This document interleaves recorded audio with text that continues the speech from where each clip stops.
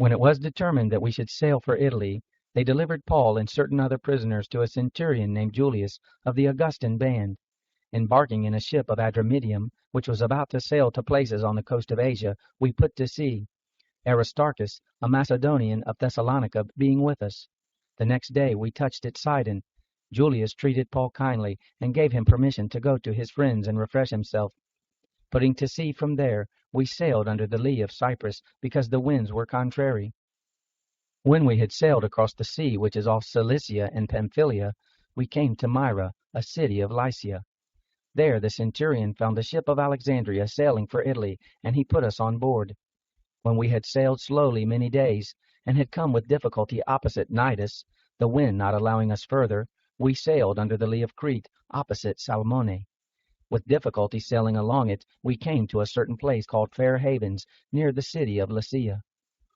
When much time was spent, and the voyage was now dangerous, because the fast had now already gone by, Paul admonished them, and said to them, Sirs, I perceive that the voyage will be with injury and much loss, not only of the cargo and the ship, but also of our lives. But the centurion gave more heed to the master and to the owner of the ship than to those things which were spoken by Paul. Because the haven was not suitable to winter in, the majority advised to put to sea from there, if by any means they could reach Phoenix, and winter there, which is a port of Crete, looking northeast and southeast. When the south wind blew softly, supposing that they had obtained their purpose, they weighed anchor and sailed along Crete close to shore. But after no long time there beat down from it a tempestuous wind, which is called Euroclydon. When the ship was caught, and couldn't face the wind, we gave way to it, and were driven along. Running under the lee of a small island called Clauda, we were able with difficulty to secure the boat. When they had hoisted it up, they used cables to reinforce the ship. Fearing that they would run aground on the Syrtis sandbars, they lowered the sea anchor, and so were driven. As we labored exceedingly with the storm, the next day they began to throw things overboard. On the third day they threw out the ship's tackle with their own hands. When neither sun nor stars shone on us for many days, and no small tempest pressed on us, all hope that we would be saved was now taken away. When they had been a long time without food, Paul stood up in the midst of them and said, Sirs, you should have listened to me, and not have set sail from Crete, and have gotten this injury and loss. Now I exhort you to cheer up, for there will be no loss of life among you, but only of the ship. For there stood by me this night an angel, belonging to the God whose I am, and whom I serve, saying, Don't be afraid, Paul. You must stand before Caesar. Behold, God has granted you all those who sail with you.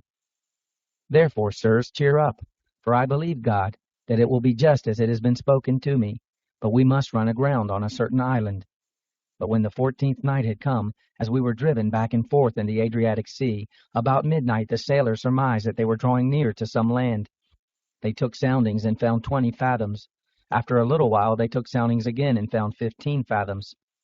Fearing that we would run aground on rocky ground, they let go 4 anchors from the stern and wished for daylight. As the sailors were trying to flee out of the ship, and had lowered the boat into the sea, pretending that they would lay out anchors from the bow, Paul said to the centurion and to the soldiers, Unless these stay in the ship, you can't be saved. Then the soldiers cut away the ropes of the boat and let her fall off. When the day was coming on, Paul begged them all to take some food, saying, This day is the 14th day that you wait and continue fasting, having taken nothing. Therefore I beg you to take some food, for this is for your safety. For there will not a hair perish from the head of any of you. When he had said this, and had taken bread, he gave thanks to God in the presence of all, and he broke it and began to eat. Then they all cheered up, and they also took food. We were in all, in the ship, 276 souls. When they had eaten enough, they lightened the ship, throwing out the wheat into the sea. When it was day, they didn't recognize the land, but they noticed a certain bay with a beach, and they decided to try to drive the ship onto it. Casting off the anchors, they left them in the sea, at the same time untying the rudder ropes. Hoisting up the foresail to the wind, they made for the beach. But coming to a place where 2 seas met, they ran their vessel aground. The bow struck and remained immovable, but the stern began to break up by the violence of the waves. The soldiers' counsel was to kill the prisoners, so that none of them would swim out and escape.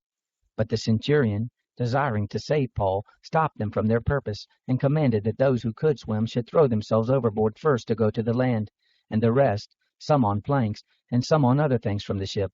So it happened that they all escaped safely to the land.